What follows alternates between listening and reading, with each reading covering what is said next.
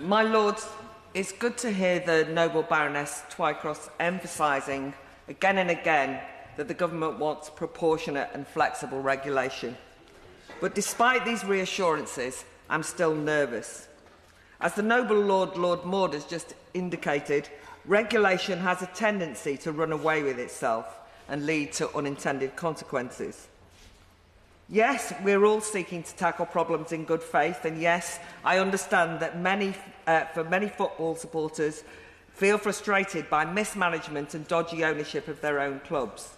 But still, this bill is ultimately the state interfering in civil society. Why football matters to so many of us was perceptively explained by Luton fan and writer Dr. Rakib Ehsan in his Playing by the Rules report for Res Publica, which I read in preparation for today.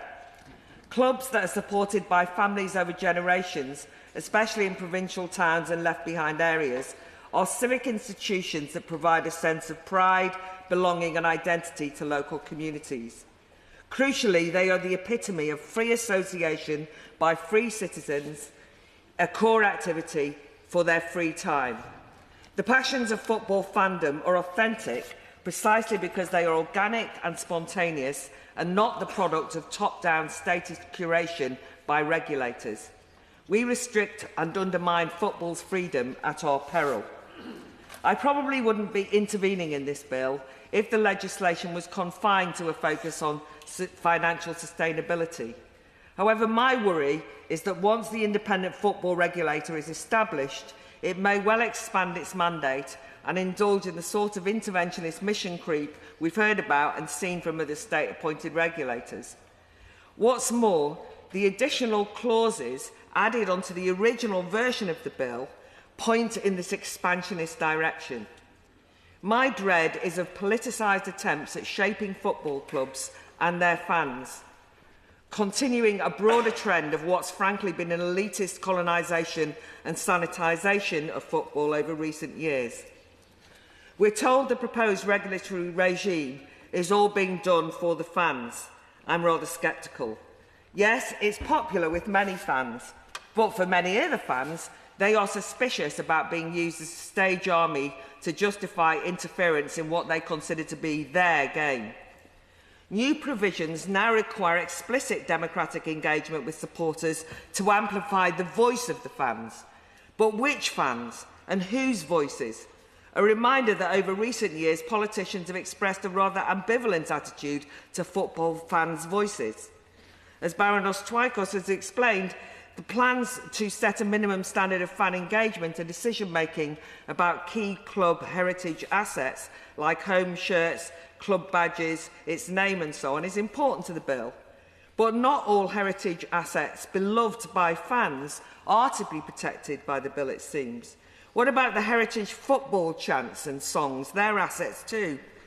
But they're most likely to be silenced by government's ever-expanding football banning orders, with the state laying down strict rules on prescribed lists of words or subjects never to be mentioned, let alone sung about, at matches.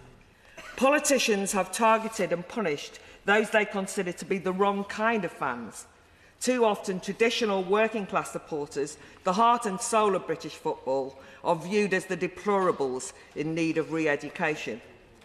Another government addition to the bill is the demand that clubs improve their commitment to and report annually on their actions on equality, diversity and inclusion, EDI. It sends a shiver down my spine. This seems to contradict the government's claim that it wants to stop the culture wars. If so, why oh why would the government introduce one of the most divisive culture warsy policies into football?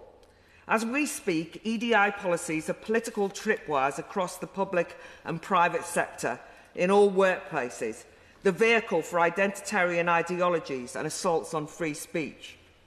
Regardless of whether my noble lords agree with my hostility to EDI, we can surely agree these are politically contentious policies. Just look at the toxic row that's going on at the Bar Council at the moment. So why is the government using legislation to foist them on football clubs? A couple of examples may act as cautionary tales.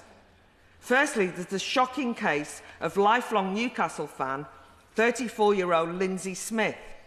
Superfan Lindsay who over the years must have handed over tens of thousands of pounds to her beloved club in tickets and merchandise, has been banned by Newcastle United from attending home and away games until the 26-27 season.